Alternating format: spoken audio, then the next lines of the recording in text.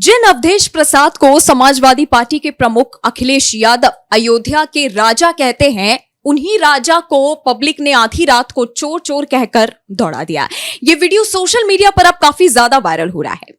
इस कहानी के पीछे का रहस्य क्या है और आखिरकार ये पूरा मामला क्या है, इस पर विस्तार से बात करेंगे। मेरे साथ मेरे सहयोगी अभिषेक मौजूद हैं।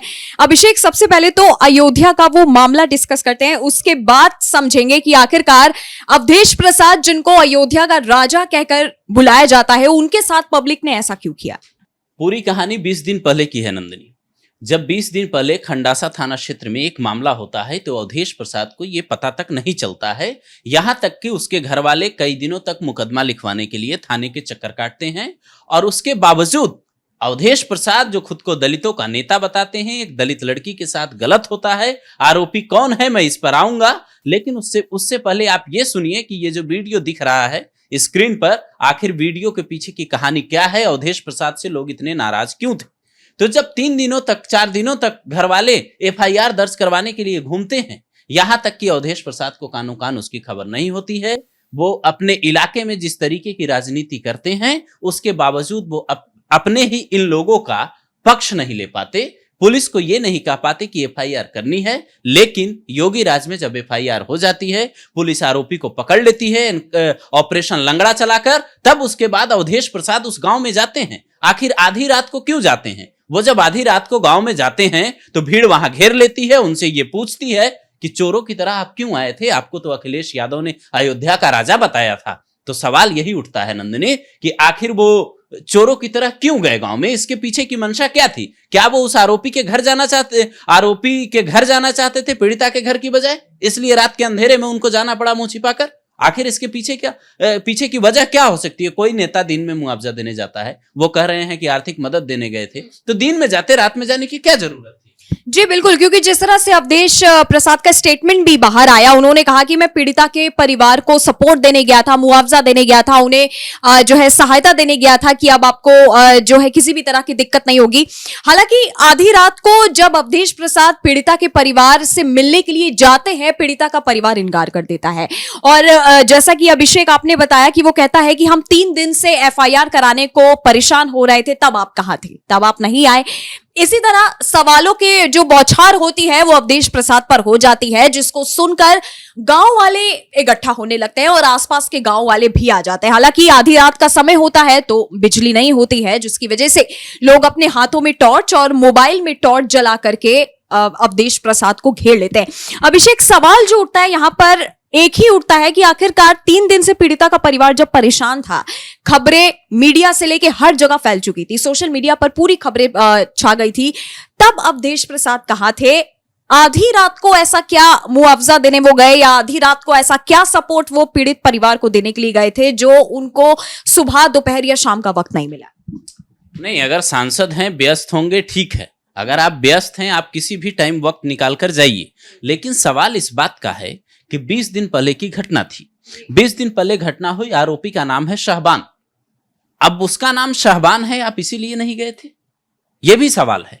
और जब अखिलेश यादव मोहित के पक्ष में DNA टेस्ट की मांग कर देते हैं और अवधेश प्रसाद के साथ भी मोहित की फोटो वायरल होती है, तो दूसरी जगह जब शाहबान आरोपी होता है तो आप क्या इसीलिए नहीं जाते हैं? और जब वहां के SP ग्रामीण अतुल सोनकर ये बताते हैं कि ऑपरेशन लंगड़ा चलाकर इसको पकड़ लिया गया है आरोपी को, जब आरोपी पकड़ा जाता है, उसकी तस्वीरें आप देख सकते हैं कि कैसे वो लंगड़ाता हुआ चल रहा है, तो उसके बाद अवधेश प्रसाद वहां जाते हैं। क्या ये उनकी मंशा कुछ और थी कि वो उस शाहबान के परिवार को दिलासा देना चाहते थे पीड़ित परिवार की बजाय? ये भी सवाल उठ रहा है। और उसके बाद बड़ा सवाल यह है कि 2 सितंबर को यही आरोपी शाहबान उस पीड़िता के घर पर जाता है और यह कहता है कि तुम्हारे घर को उड़ा दूंगा। पीड़िता को बकायदा धमकी देता है। वो कहता है कि आप अपनी लड़की को घर में कब तक बंद रखोगे, हम उठा लेंगे। यह तालिबान का राज चल रहा है। योगी राज में इस तरीके की बात करने वाला शाहबान कौन है? किसके इशारे पर ऐसी बातें कर रहा है? अवधेश प्रसाद जैसे नेता जब इतने दिन बाद मिलने जाते हैं पीड़ित परिवार से, जो कि वो दावा कर रहे हैं, तो इस तरीके के सवाल उठेंगे और लोगों ने घेरा है, तो फिर उनका गुस्सा आप समझ सकते हैं कि अवधेश प्रसाद जो एक सांसद हैं, उनकी सुरक्षा का भी मसला था। क्योंकि आप इस तरीके से आधी रात को अपने इलाके में जाएंगे और इस तरीके की घटनाएं होंगी तो फिर सवाल कई तरीके से उठते हैं। आपकी सुरक्षा का भी मसला है, आपको रात में क्यों निकलना पड़ा? आप दिन में जा सकते थे जैसा आपने कहा, तो क्यों नहीं गए अवधेश प्रसाद? ये तो वही बताएंगे। हालांकि अभिषेक, जनता की अगर मैं बात करूं तो जनता का ये कहना है कि अवधेश प्रसाद पहले से ही मिल्कीपुर में अपनी लोकप्रियता खो चुके हैं। वो तो हो सकता है कि आधी रात को वो अपनी चिंता जाहिर करने के लिए गांव में गए हों, ये दिखाने के लिए कि मुझे पीड़ित परिवार की बहुत ज्यादा चिंता है। लेकिन जो भी हो, सवाल अभिषेक यही बीच में खड़ा होता है कि जब अयोध्या में जो मोहित खान निकल के आया, कन्नौज से नवाब सिंह निकल के आया, तब तो आप आधी रात में कहीं पीड़ित परिवार से मिलने नहीं गए। लेकिन अब जो केस सामने निकल कर आया, ये वीडियो काफी ज्यादा चर्चा में आ गया कि आखिरकार अवधेश प्रसाद इतने दिनों बाद, घटना के इतने दिनों बाद पीड़ित परिवार से आधी रात में मिलने के लिए क्यों गए थे। हालांकि वहां की जनता का यही कहना है कि अब मिल्कीपुर की जनता जो है उन्हें दिखाएगी कि आपकी लोकप्रियता आप खो चुकी है और अब हम जो है आपको जो है सबक सिखाने के लिए जो भी बन सकता है वो करेंगे। हालांकि ये वीडियो आपने देखा होगा, सोशल मीडिया पे काफी ज्यादा वायरल है। इस पे अखिलेश यादव का क्या कहना है अभिषेक, मैं जानना चाहूंगा। अखिलेश यादव का कोई सीधे तौर पर बयान तो मुझे नहीं मिला जब मैं रिसर्च कर रहा था, लेकिन मुझे एक बात जरूर समझ में आई कि जो मिल्कीपुर की बात आप कर रही हैं, जिस मिल्कीपुर सीट पर विधानसभा का उपचुनाव होना है, उस उपचुनाव को लेकर अवधेश प्रसाद के खुद के चेहरे की हवाइयां उड़ी हुई है। क्योंकि मोहित खान पे जो आरोप लगे हैं, उसके बाद दूसरा आरोपी शहबान का पकड़ा जाना और इस केस में अनुसूचित जाति की लड़की का पीड़ित होना, यह बता रहा है कि उस इलाके में अवधेश प्रसाद के जीतने के बाद किस तरीके से चीजें बदली है। लोग सियासत में किसी भी घटना को कहां से जोड़ देते हैं कोई तय नहीं कर पाता है। और अवधेश प्रसाद ने जिस तरीके से अभी आधी रात को वहां जाकर पीड़ित परिवार से मुलाकात करने की बात की और उसके बाद उनको वहां से, एक तरह से कहिए आप, सांसद के लिए इस तरीके के शब्द का इस्तेमाल नहीं होना चाहिए, लेकिन एक तरीके से कहिए तो उनको वहां से खदेड़ दिया गया। आप ये कहिए कि आपके ही इलाके के लोग आपको खदेड़ दे रहे हैं और उसकी तस्वीरें सोशल मीडिया पे वायरल हो रही है, तो आप ये समझिए कि आपकी लोकप्रियता या आपके प्रति जो लोगों का गुस्सा है वो किस लेवल तक जा पहुंचा है।